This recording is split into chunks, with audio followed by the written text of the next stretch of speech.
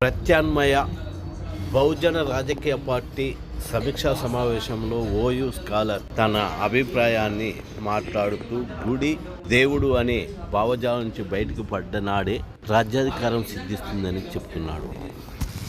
Police station system ఏంటో తెలియదు, ఒక కోర్టు లోపల ఏ రకంగా పనిచేస్తుందని వాళ్ళకి వాస్తవానికి తెలియదు. కానీ ప్రతి ఒక్క రాజకీయ నాయకుడు వాళ్ళ దగ్గరికి పోయి నేను మిమ్మల్ని అందరినీ అండగా ఉంటాను అని చెప్పేసి భరోసా మాత్రమే మోసం చేయడానికి సిద్ధపడుతున్నాడు. సో దీన్ని కూడా ఇప్పుడు ప్రత్యేకంగా దృష్టిలో పెట్టుకొని, సో ఇప్పుడు ఏదైతే రాజకీయ పార్టీ మనందరికీ అవసరం అని చెప్పేసి అనుకుంటున్నామో, ఎస్ మనందరికీ ఒక రాజకీయ పార్టీ అవసరం. అది కూడా ఎలాంటి రాజకీయ పార్టీ అవసరం అని అంటే, అది ఒక నేషనల్ పార్టీకి తొత్తుగా మారనటువంటిది. అది కాంగ్రెస్ కావచ్చు, బీజేపీ కావచ్చు.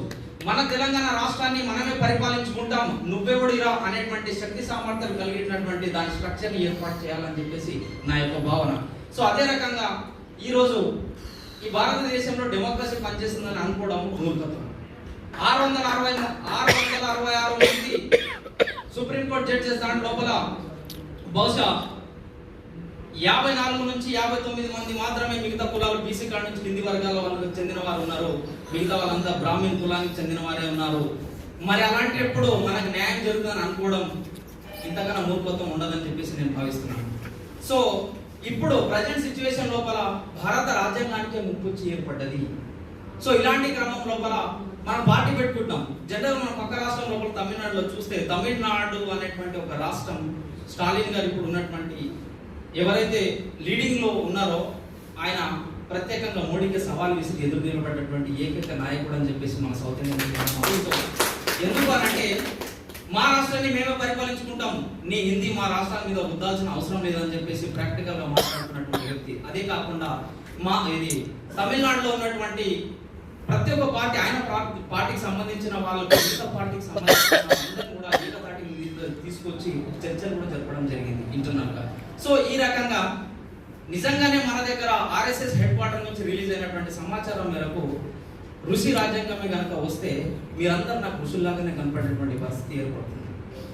ప్రతి ఒక్క జిల్లా నుంచి, ప్రతి ఒక్క రాష్ట్రం నుంచి, హెడ్ క్వార్టర్స్ నుంచి ఏదైతే ఆదేశాలు వచ్చినాయో మీరందరూ బాబల్లాగానే కనిపిస్తారు నాకు. అంటే డెమోక్రసీ నిజంగానే ఏ రకంగా పోతుంది, ఏమైపోతుంది అని చెప్పేసి ఒక్కసారి ఊహించుకుంటే భయం వేస్తుంది. మీరందరూ హ్యాపీగా ఉన్నారో లేదో తెలియదు, కానీ నేను చాలా బాధతోనే మాట్లాడుతున్నాను. మనకున్నటువంటి పరిస్థితి దాని లోపల మెజారిటీ పర్సెంటేజ్ లోపల బీసీ వాళ్ళకి బ్రాహ్మణిజం ఇంజెక్ట్ అయి ఉంది. మీరు భావించినా భావించకపోయినా ఇది వాస్తవం. దీని నుంచి మీరు ఏ రకంగా ఓవర్కమ్ అయి బయటకు వస్తారో, ఇంకొక విషయం కూడా ప్రత్యేకంగా చెప్పాలి. ఈ భారతదేశంలో కులం అనేది మ్యాగ్నెటిక్ లాగా పనిచేస్తుంది. దీన్ని మర్చిపోయి పనిచేయదు మీరందరూ. సో కులం అనేది ప్రతి ఒక్క రాజకీయ నాయకుడు కులాన్ని మాత్రమే అడ్డు పెట్టుకొని రాజకీయాన్ని చేస్తున్నాడు, రాజకీయ స్వలాభం కోసం లబ్ధి చెందుతున్నాడు కూడా. సో ఇలాంటి పరిస్థితి దాని లోపల ఋషి రాజ్యాంగమే కనుక వస్తే నిజంగానే వాళ్ళకి కనుక ఆర్ఎస్ఎస్ వాళ్ళు ఎవరైతే బ్రాహ్మణికల్ సిస్టమ్ ఐడియాలజీ కలిగి ఉన్న వాళ్ళు పరిపాలిస్తున్నటువంటి భారతదేశం లోపల నిజంగానే ఏమి తెలియనటువంటి ప్రజల మీద ఏదైతే భావజాలం, భక్తి భావజాలం అనేటువంటిది రుద్దుతూ వస్తున్నారో దీని నుంచి మనం ఎంతవరకు బయటపడగలిగితే అంత మంచిగా ఉంటుందని చెప్పేసి నా భావన. సో ఇంకా 2 అంశాలు చెప్తాను సార్. నిజంగానే ప్రాక్టికల్ గా యూనివర్సిటీల దాంట్లో కూడా చాలా వరకు ఎవ్వరు బీసీ కార్డు నుంచి కింది వరకు లేరు, రానియరు కూడా. దీన్ని కూడా భావించాలి, గుర్తుపెట్టుకోవాలి.